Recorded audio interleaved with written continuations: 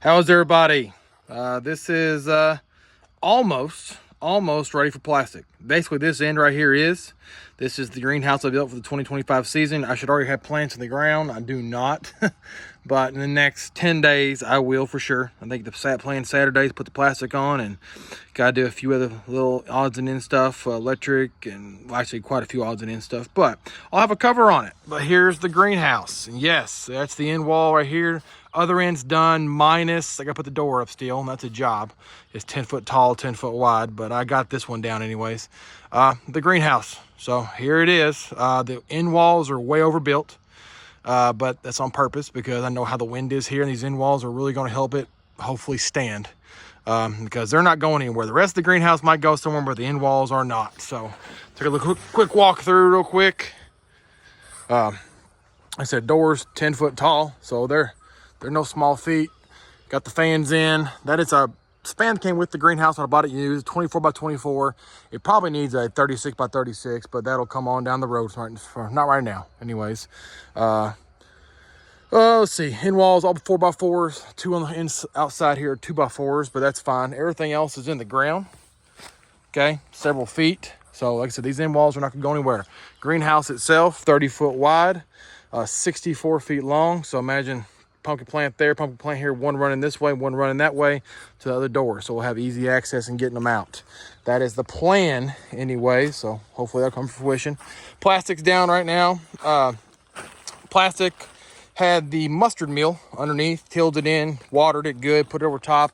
But, you know, a couple things. I heard that it would, like, you know, kill weed seed and, you know, basically anything underneath there.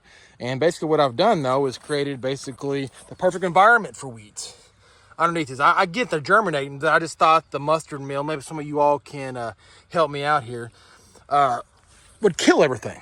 But obviously not. A lot of these weed seeds and grass and stuff coming up. Of course, I still got a till, and I haven't even mended this thing yet, so that's going to be a whole ordeal. But there it is. Back to the greenhouse, 6 foot sidewall. So I'm a 6 foot tall guy, and it's every bit of head height here. Now, it will not be perfect because the ground here is not flat. I did not get it all. It's more like 5.5 on that end and like 6.5 on this end, maybe closer over to 7. So the end walls, when I roll them up, you know, it's going to be here. But if you pick that line, it won't roll all the way up on that end. It'll come, you know, about a foot from the top, but still plenty of ventilation. It'll be 5.5, 6 feet. That side over there is a little bit better, but yeah, but it's all level this way. So some of these poles are not as far on the ground on this end as on that end, but still good. That's 6 foot right here. That means we got at least 2 feet in the ground, and all that end, it's more like 3 feet in the ground, but there you go. Here's this end wall. Did it a little bit differently, just aesthetic wise. Of course, the door's down there. But on this end here, same kind of door, gonna close it up. Saturday coming, and that's gonna be plastic. So got a crew of 3 more, so it'll be 4 of us, and we'll hit this thing hard. And next update, hopefully, we'll have plastic on this.